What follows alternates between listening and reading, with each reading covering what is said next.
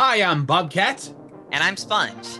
Welcome to Knuckleheads Play Donkey Kong Country. Woo! Now we're going to be doing team, and I'm going to be playing as Donkey Kong, that little And I'm Diddy Kong. little swinging mofo on the left or right. What? You know. That's what you refer to him as. DK's like, what are you calling me? Alright, let's get started. So, Donkey Kong Country. What is there to say about this game? Except a lot, but... There are no bananas, that's one of them. Yeah, that's the plot of this game, and like... I would Obviously. say every subsequent game afterward, but not quite. It's also the plot of Donkey Kong Country. It's also part of the plot of Donkey Kong 64 and the plot of Donkey Kong Country Returns. So... Let's see if I can get these extra lives at the top. I can't. You can, I think you jump up on the trees later, actually. Or maybe... Fuck. Oh. I need to get up there, though. So, while Bobby's doing this, I should note that, at the time it came out, Donkey Kong Country was very critically acclaimed, but apparently it came under fire later as being, supposedly one of the most overrated games of all time, and I'm not really sure why that is. Maybe it's because people were like, oh, you know... I can't believe we died at this level, by the way. Yeah. Okay, as I was saying, maybe that's because people think, oh, people only like it for the graphics because they were really good at the time and the gameplay is mediocre, but I think the gameplay is awesome. Yeah, I mean, why else would we be playing it in 2013? Yeah, when the graphics have gotten a lot better. Although, these graphics are still very good, and they're very appealing. Yeah, even for the time. It's like... Especially for the... Yeah, especially for the time, because, like, you know, realistic models in a 16-bit game? What a deal! You know? But, you know, there's a lot of talk about the graphics of this game, good and bad. Damn. And when I mean bad, people say, oh, that's the only reason people like it, but no. It's a very enjoyable game. So that's why it holds up to this day. And Yeah. It's a great multiplayer game as well. Yeah, it's like, you know, grab your friend, and, you know, it's like, hey, we're playing Donkey Kong Country. Yeah! Which is what we're doing now. Exactly. Hence this video. It's a good thing that I'm playing as Donkey Kong, because I want to feel the power of crushing a, you know, rolling armadillo, while, you know, Danny here is going to be all like, Oh, I yeah. want to stun him. Differences between DK and Diddy are that DK can jump on certain enemies to defeat them, and Diddy can't always necessarily do the same thing. In that army... Oh, wait, go back. Ah, crap. Oh, hang on. Yep. Woo! Anyway, there's certain enemies Diddy jumps on that he just bounces off of. He can't defeat with a jump. He'll have to use a barrel or something. In the Armadillo's case, Diddy can defeat them just fine, except for when they're rolling. If he bounces on them when they're rolling, they'll stop and be stunned, which they normally do that at the end of their roll anyway.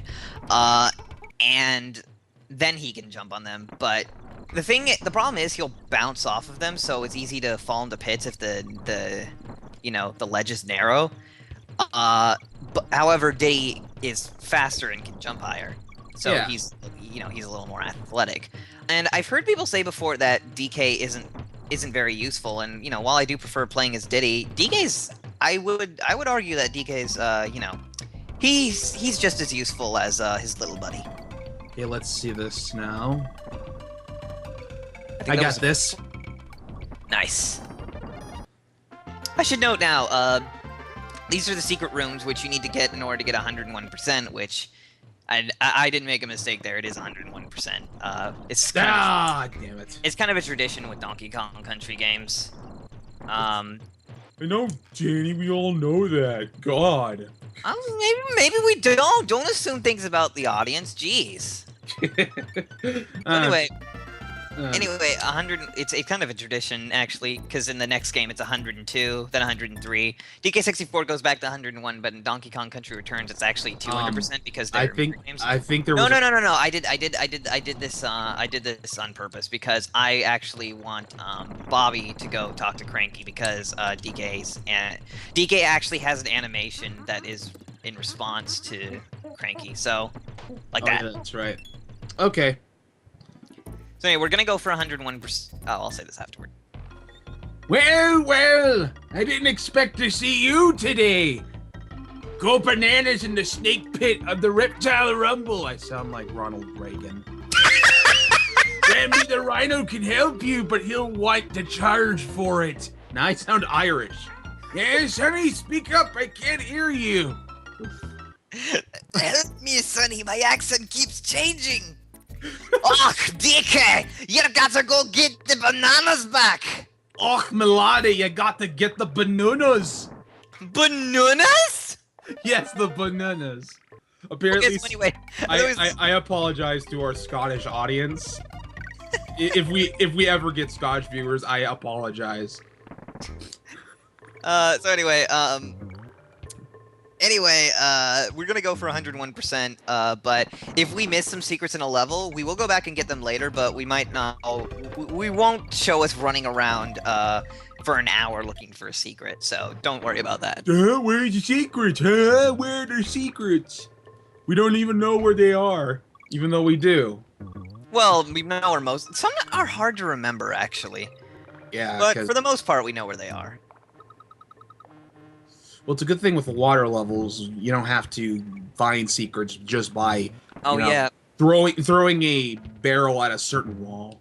the water levels I think are actually a lot better in Donkey Kong Country 2. Because no level is actually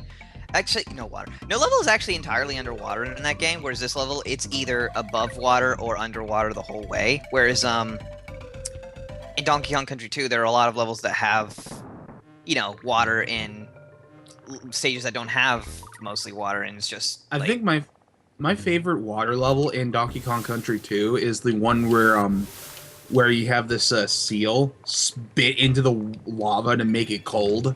Oh yeah, I like that one.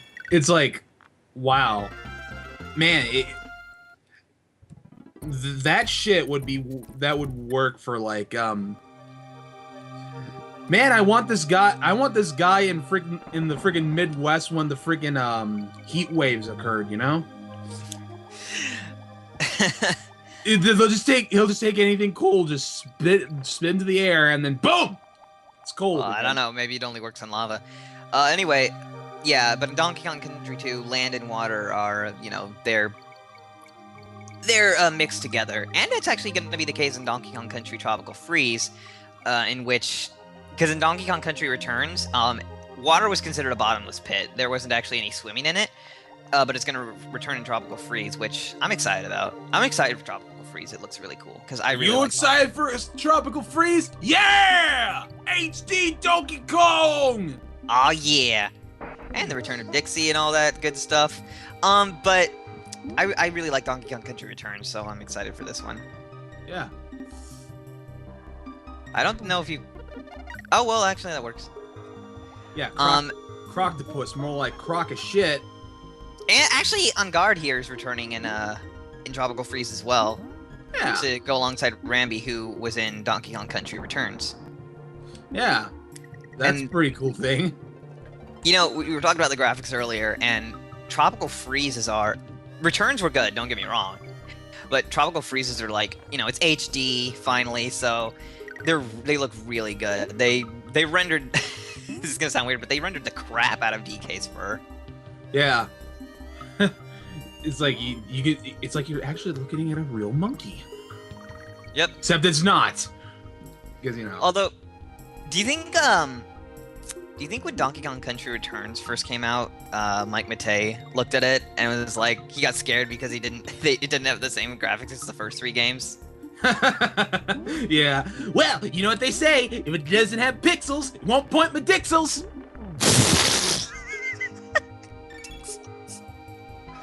Yeah, I said it. And I'm pretty sure he would have thought that in his mind too. Pretty sure, yeah. And watches the fan. Yeah. Mega Man 9 can be a full 9 inches. Watches the fanboys coming. Please start talking about Mike Matei. Mike Matei, I don't necessarily hate him, but I was not a fan of his review of Mega Man 9 or 10, really. Oh, shoot. Yeah, he's a retro rager.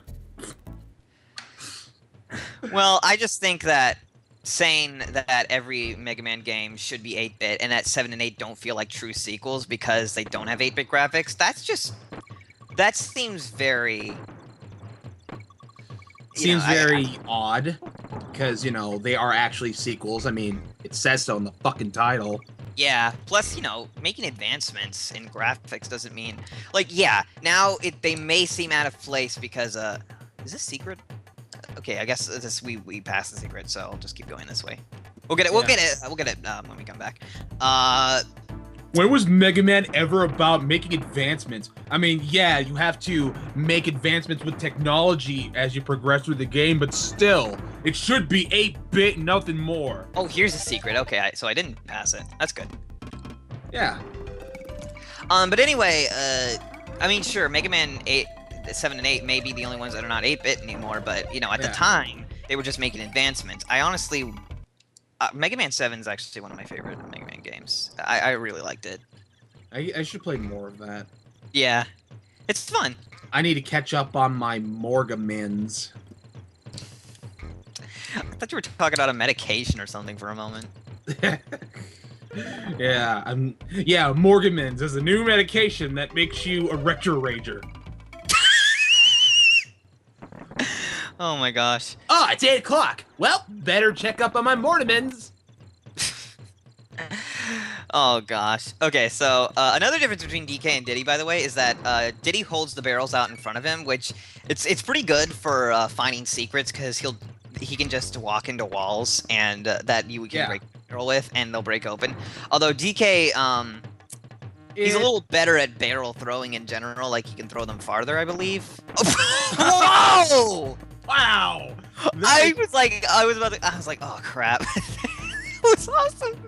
Okay, so yeah, I'm also about to say, DK can do the same thing, but the wall in question has to be like above him in order for that to actually work the same way.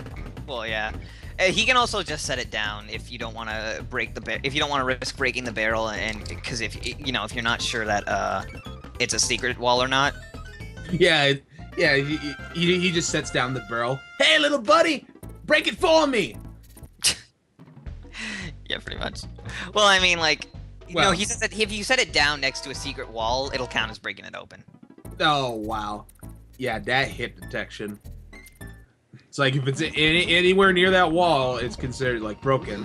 Here's the first boss, Very Naughty, which is just a big. Naughty is what they call the beaver enemies in this game. Yes.